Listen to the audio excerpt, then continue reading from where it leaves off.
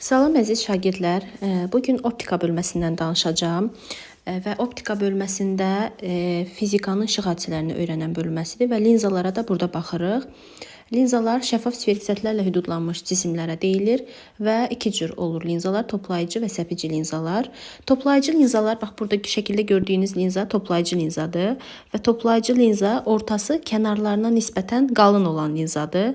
Bunun diametrini böyütsək də, yəni görmək olar. Ortası kənarlarına nisbətən qalındırsa, bu toplayıcı linzadır. Tərsinə, kənarları ortasına nisbətən qalındırsa, bu səpici linzadır. Və birinci baxaq toplayıcı linzaya. Toplayıcı linzada xəyalın alınması halı. Xəyalın burada yəni cisim məsafəsindən asılı olaraq xəyalın alınmasının 6 halı var. Və xəyalı qurmaq üçün burada hansı şüalardan istifadə edirik? Birinci, paralel göndəririk. Yəni cisimdən biz linzaya paralel şüa göndəririk və paralel göndərdiyimiz şüa fokusdan keçir. İkinci şüa optik mərkəzə göndəririk. Optik ox ilə linzanın kəsişdiyi mərkəzə deyirik optik mərkəz və optik mərkəzə göndərdiyimiz şüa ikinci bu olduğu kimi keçir. İkinci şüadır, optik mərkəzdən keçir. Və digəri isə fokusdan gələn isə fokusdan keçib linzanın üzərinə düşən şüa isə paralel keçir. Gəlin baxaq toplayıcı linzada xəyalın qurulması. Birinci halda cisim sonsuz uzaqlıqda yerləşir və sonsuz uzaqlıqda yerləşəndə xəyal fokusda nöqtə kimi alınır. İkinci halda isə biz get-gedə cismi yəni linzaya yaxınlaşdırırıq. Gətirib qoyuruq 2 qat fokusdan uzağa. Cismi 2 qat fokusdan uzağa yerləşdirdikdə, burada gəlin 2 qat fokusları qeyd edək. 2 qat fokuslar və bunu elə qeyd edək. Aha. Cismi qoyaq 2 qat fokusdan uzağa. Və cisim 2 qat fokusdan uzağa yerləşdirildikdə, fikir verirsiniz, bizim cismimiz 2 qat fokusdan uzağadır və bizim xəyalımız fokus ilə 2 qat fokusun arasında alınır. Və xəyalın kateqoriyaları var. Xəyal kiçildilmiş, həqiqi və göründüyü kimi tərsinə formada alınır. Daha sonra biraz da yaxınlaşdırırıq cismimizi, gətirib qoyuruq 2 qat fokusun üzərinə. Gətirib cismimizi yerləşdiririk 2 qat fokusa və cismi 2 qat fokusa qoyanda, bu da xüsusi hallardan biridir.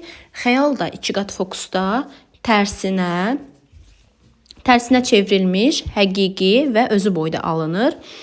Biraz da yaxınlaşdırıram. Cismimi qoyuram 2 qat fokusla fokusun arasına. Burada isə artıq mənim yəni cismi 2 qat fokusla fokusun arasına qoyduqda xəyal 2 qat fokusdan uzaqda alınır və bu da tərsinə çevrilmiş, böyüdülmüş, yəni göründüyü kimi böyüdülmüş və həqiqi alınır. Biraz da yaxınlaşdırıram, gətirib qoyacağam fokusun üzərinə. Fokusun üzərinə yerləşdirdikdə isə, yəni cismimiz fokusda yerləşdirdikdə burada göründüyü kimi artıq şüalar paralel gedir və paralel getdiyi halda burada xəyal alınmır.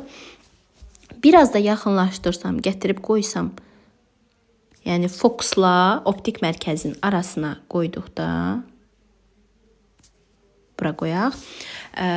Fokusla optik mərkəzin arasına, yəni fokusdan kiçiyə yerləşdirdikdə cisim məsafəsi D, F-dən kiçik olduqda isə xəyal artıq bu halda yəni məfhumi alınır. Yəni fokusla optik mərkəzin arasına cismi qoyduqda burada xəyal məfhumi alınır. Fikir verirsinizsə düzünədir və böyüdülmüş formada alınır.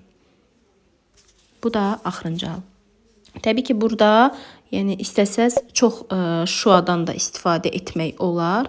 Sadəcə 2 şüa da bizə xəyalı qurmağa bəs edir. Belə deyək də, məfhumi xəyal quranda burada şüaların əgər uzantıları kəsişirsə məfhumi xəyaldır. Fikir verirsinizsə burada şüalar get-gedə bir-birindən uzaqlaşır. Təbii ki, bir-birindən uzaqlaşan şüalar kəsişə bilməz.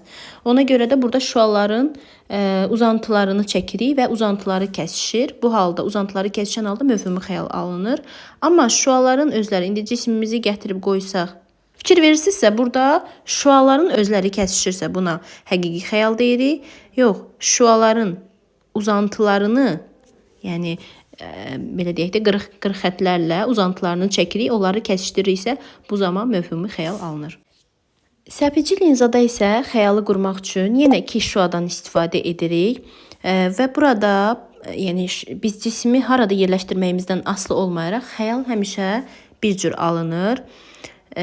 Və burada fikir verirsinizsə, məsələn, cismi gətirək qoyaq fokusdan uzağa, yəni f-fokus məsafəsindən uzağa yerləşdirdikdə, yəni burada hər zaman cismi harada yerləşdirməyimizdən asılı olmayaraq xəyal həmişə məfhumi, düzünə və kiçildilmiş formada alınır.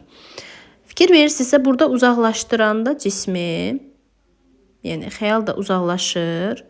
Yaxınlaşdıranda isə təbii ki, xəyal da yaxınlaşaraq böyüyür. Amma toplayıcı linzada isə